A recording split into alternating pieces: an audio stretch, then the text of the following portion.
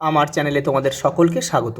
আজ আমরা class 8-এর Ryan Martin প্রশ্নবিচিত্রা থেকে ইতিহাসের প্রথম পর্যায়ক্রমিক মূল্যায়নের প্রথম স্কুল সলভ করব।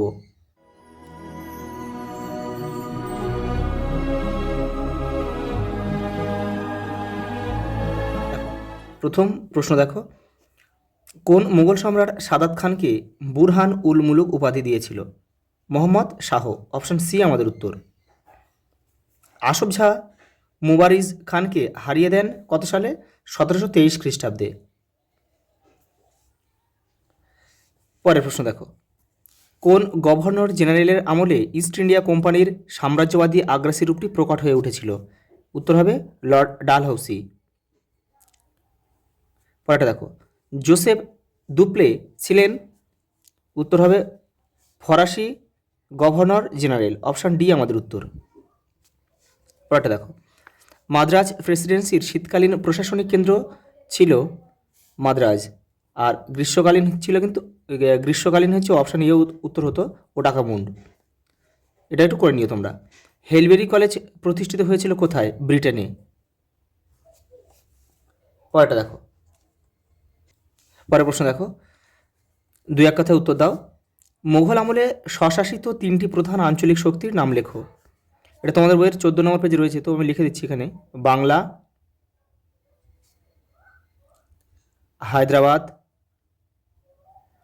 আর হচ্ছে অযোধ্যা।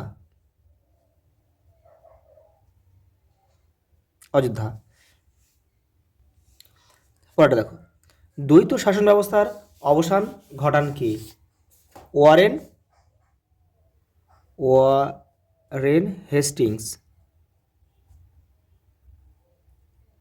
সালটা একটু লিখে নেবে তোমরা, 1772 খ্রিস্টাব্দে। আর এটা চালু করেছিল 1765 খ্রিস্টাব্দে রবার্ট ক্লাইভ। পরেরটা দেখো,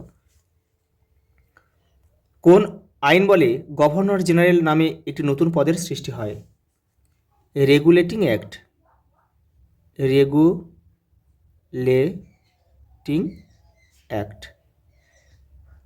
এটা হচ্ছে কত খ্রিস্টাব্দে? 1773 খ্রিস্টাব্দের রেগুলেটিং অ্যাক্ট এটা। ওয়ারেন হেস্টিংসের হিন্দু আইন সংকলনের ইংরেজি অনুবাদটির নাম কি? দেখে নাও, তোমাদের বইয়ের 44 নম্বর পেজে উত্তরটা রয়েছে।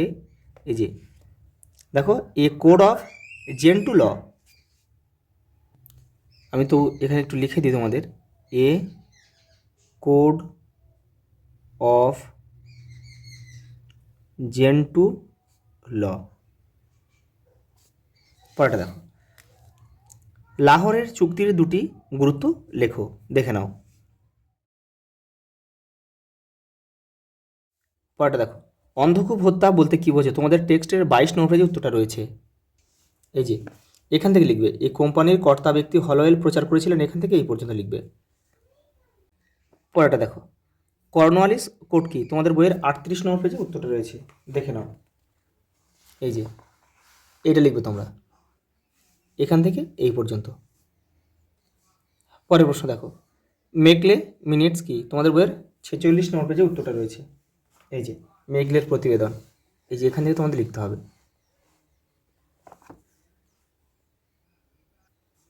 পরেরটা দেখো, সত্যবিলোপ নীতির সংক্ষিপ্ত পরিচয় দাও। রায়ান মার্টিন দেখো 43 নম্বর পেজে উত্তরটা রয়েছে।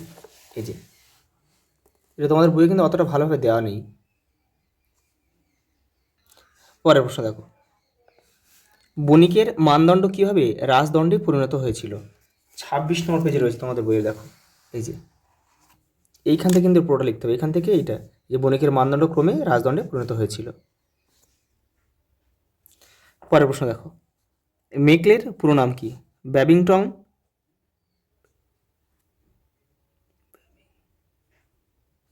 Thomas Macaulay. এশিয়াটিক সোসাইটি প্রতিষ্ঠার উদ্দেশ্য কী ছিল? তোমাদের বইয়ের 44 নম্বর পেজে উত্তরটা রয়েছে, দেখে নাও। এই যে এখান থেকে লিখবে, এখান থেকে এই পর্যন্ত পুরোটা লিখে দেবে। পরের প্রশ্ন দেখো, কোম্পানির আমলে দারোগা ব্যবস্থার সংক্ষিপ্ত পরিচয় দাও। তোমাদের বইয়ের 40 নম্বর পেজে উত্তরটা রয়েছে। এই যে এইখান থেকে তোমাদের লিখতে হবে, এই যে এখান থেকে আর এই পর্যন্ত লিখতে হবে, কিন্তু এই পর্যন্ত।